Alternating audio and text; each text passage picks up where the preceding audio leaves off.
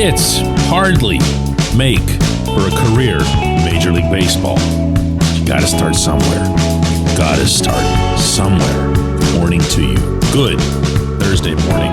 Dejan Kovacevic of DK Pittsburgh Sports. This is Daily Shot of Pirates. It comes your way bright and early every weekday if you're into football and or hockey. I also offer daily shots of Steelers and Penguins in the same place that you found this second day in a row. Sit down for the score. Pirates 10, Diamondbacks 1 yesterday in Phoenix.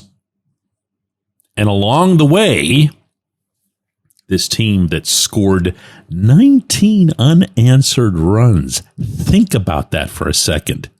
If you didn't pick up on it originally, they scored the final 9 runs of the game Tuesday night in the 9-6 come-from-behind victory and scored the first 10 of this one before a garbage time run from Arizona in the 9th of this one. 19 unanswered runs for this offense. Never mind the pitching. The pitching never surprises you, and it couldn't have in this one. Paul Skenes going 6 2/3, putting up nothing but eggs. 4 hits, 7 strikeouts, no walks. He is just in, okay? He is all in. But here's the thing that might be the difference of late. He's no longer the only number 1 overall pick who's in. Henry Davis went 2 for 5 with an RBI. Henry now has 8 hits in his last 20 at-bats. That's covering 7 games. Within that, there's a home run, a double, 5 RBIs, 3 walks. And to repeat, it's just 8 hits. Leading into that, he needed 34 at-bats to come up with 4 hits. So everything, as it comes, nice and easy. This is what Skenes had to say yesterday about his good friend's recent rise. He's, probably hitting a little bit better. I don't think anything's changed. That's kind of my point. He's not doing anything different. I think it's kind of it's been there the whole time, and it's just a matter of him getting the opportunities and the right time to break out a little bit. So I never had a doubt that it would come. I don't think anybody else did either, so it's good to see. Still, it's a heck of a thing. When you combine it with his defensive improvement, which is real, that part is not going to go away. Defense in this beautiful game tends not to go into streaks and slumps. It just becomes a thing. And for him, it's a thing. I don't know if he's going to be the next Benito Santiago, but he's making the plays that he needs to make behind the plate. By all accounts, notably from the pitchers themselves, he's calling the kind of game that he needs to from behind the plate. And now, really, for the first time in his big league career, all that offense that you would see at the AAA level seems to be sneaking into his game at the only level that matters. Davis told Greg McAfee, DK Pittsburgh Sports baseball beat writer on the scene out there in Phoenix yesterday, that between some advice he got from Adam Frazier and other work that's been done by the team's hitting coaches, principally Matt Haig himself, Davis has been able to, and I'm going to quote Davis here directly in what he told our site, that he's been talked through trying to put the ball close to you and try to drive it to the middle of the field. And I find that interesting, mostly because if you're aware of Davis's hitting history, whether it's coming up through the system or even before that at Louisville, he's a guy who makes his biggest impact, and I'm using the term literally here, whenever he's pulling, whenever he's going to left, whenever he's really, really hammering the ball. Whereas when you've seen him look like he has most of the time in the majors, when he isn't on, he's doing a lot of 4-3, he's grounding out in the opposite direction. Davis also acknowledged to our site that his stance has gotten a little bit more closed since this month of May that's almost over began, and which is why he's insisting this wasn't something that occurred in a figurative snap. He says it's been more gradual. And I like that too, because that means that he's had a chance to test it more and more and more. And it's less likely that it's going to be something that the opponents can figure out and counter just as quickly, whether it's through pitch selection, pitch sequencing, what have you. But now, throw out the statistics, throw out the mechanics, throw out all reality, and just allow yourself to take what you've seen over these past couple of weeks, especially yesterday, because the two number one guys are out there as the battery. And one of them is mowing down the Arizona hitters, and the other one is leading the offense to double-digit runs. And allow yourself to, maybe for the first time in the 2025 season, think at least a little bit big when it comes to the longer-term future of this franchise. And then from there, not to be that guy, but extrapolate what that would look like if the team had a genuine and competitive and evaluation-capable general manager who could populate the remainder of the roster with just ordinary players. Henry's a 1-1. He should be doing this, as I'd mentioned to the kid himself before he went out on this trip. Neither he nor anybody else should be surprised by a surge occurring at age 25, especially when he's achieved all of this already at the AAA level. So you'd have not one, but two number one overall picks, either living up to or exceeding expectations. Awesome. Wonderful. Ideal.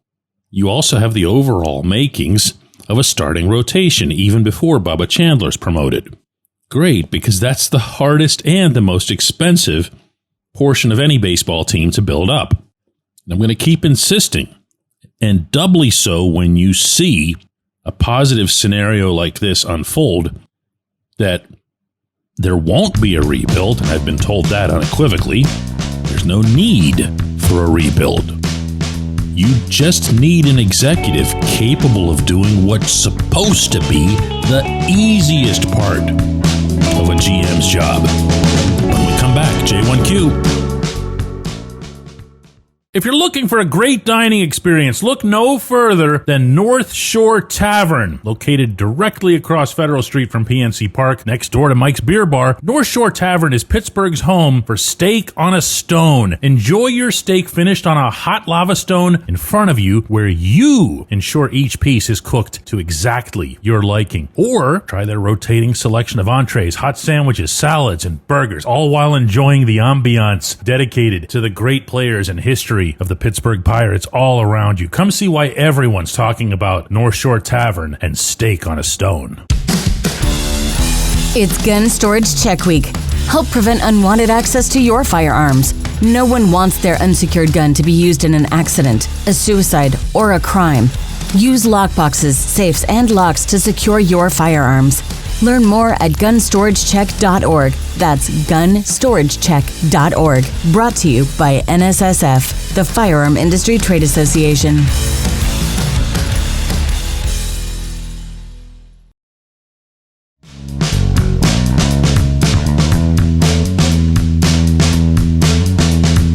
Today's J1Q, we go to James Lubomsky, who asks, DK, on this, Paul Skenes' 23rd birthday, which actually is today, what would need to occur to secure that he remains in Pittsburgh for the next 8 years? His contract ends in 2029.